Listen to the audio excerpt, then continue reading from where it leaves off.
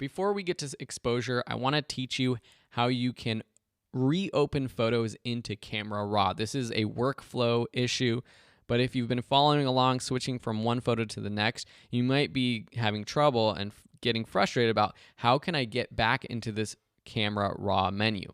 So I'm going to start from scratch so that we can kind of see what the proper workflow is. So let me just exit out of this photo. I'm not going to save. So if it's with a raw photo, it's a little bit easier. Open up your raw photo in Photoshop, just like we've done before. And say you make all your adjustments. We've changed the exposure. We've changed our white balance. Super crazy cool. What you want to do then would be potentially opening up this image in Photoshop to do other edits. Maybe you are adding titles or graphics. The easy thing is to click Open Image, but let me show you what happens. When we say Open Image, if we want to go back and make changes to the settings that we did in Camera Raw, we can't do that because now think of those settings as being burned into this image in Photoshop. That's typically how Photoshop works.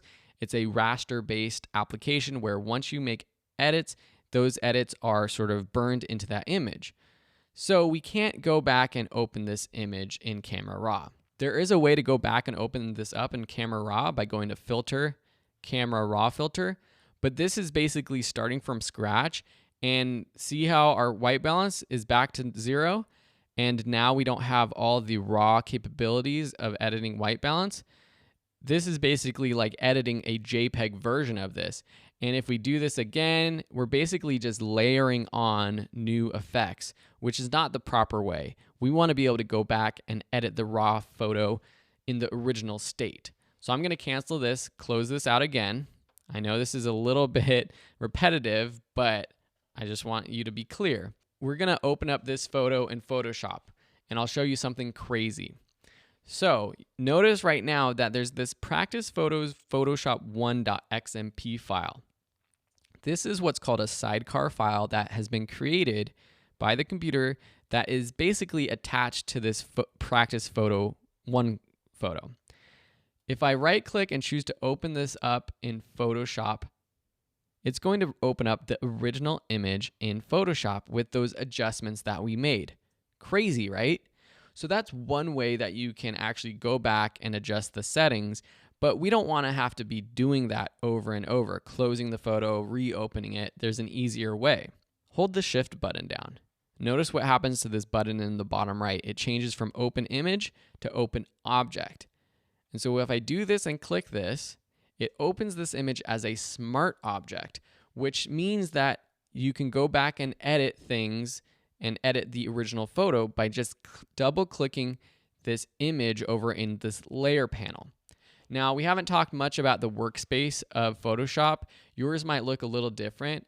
If you go up to Window, Workspace, click Essentials, which is the default setting, and you should see a workspace that looks something like this. This is your layer panel, and this is this photo layer that we've added. Double click that, and it will open back up in Photoshop Camera Raw. And so now we can make our adjustments. We could change our, white balance or whatever, make it crazy green. Now, if we click OK, it's a smart object still, so we can always go back and edit this later. That's the process with raw photos. So if I cancel this, and let me just close this, don't save. If I delete this file, this sidecar file, and then I try to open up the original photo in Photoshop, it's going to open up the original photo. So if you've made edits and you see that sort of sidecar file in your file structure, leave it there unless you want to delete it and start from scratch. The workflow with JPEG images is a little bit different. If we go this route of going File, Open, and we open the JPEG image with the option of the format Camera Raw and open it, and then say we adjust things, which I actually have the adjustments that I was playing around with before, and then again hold Shift to open the object, there we have this image that we can double click and go back into our Camera Raw settings, just like we did with the raw image. But what if from Finder you had opened the image, opened it with Photoshop, And now we have our image, and we went this route of opening Camera Raw, of going to Filter, Camera Raw. If we make changes here, and then go to OK, those changes are burnt into that image. So that's not proper workflow when you're editing a JPEG layer of your Photoshop file. So I'm going to close that out. Let me show you the proper way. Right-click or open up your photo in Photoshop.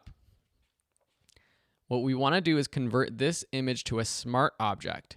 So if we right-click it and choose Convert to Smart Object, and then we go to Filter, Camera Raw, make our changes, click OK. Now that Camera Raw edit is applied as a filter to this photo that we can double click and get back to, and then change and edit the original photo. Then we can continue to make changes and go back and forth.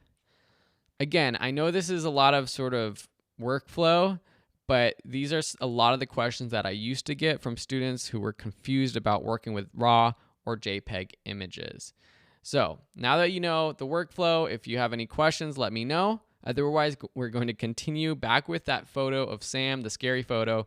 Not this one. We're going to open the scary photo of Sam, this one right here, and we're going to adjust the exposure.